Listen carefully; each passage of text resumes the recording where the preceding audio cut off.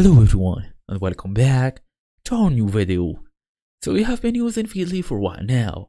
We are saving articles to read later, but that list is getting long, really long.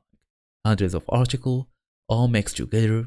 That interesting piece about AI is right next to that recipe you wanted to try, which is right to that industry report you need for work.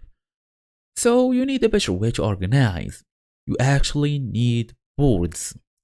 According to Feedly's official announcement, boards are for saving and organizing articles. As you save more articles, your boards become libraries of high value content. So think of them as digital, basically boards, where you can pin article by topic, project, or any category that makes sense to you. The best part, you can save a single article to multiple boards. The article about marketing tactics, save it to both your marketing and growth board and your social media board, and you are, for example, on a Feedly Teams plan. Your teammates can see your boards, add their own articles, and even leave notes.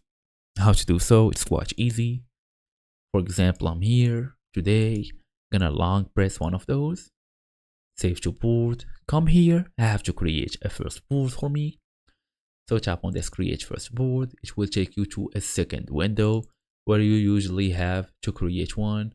As you see, tap on new, design system, for example, check, tap on create, then it will be added. You can do it again, save to board, tap on tech, and it will be saved. That's the whole idea. Thank you all for watching. I'll see you in the next video.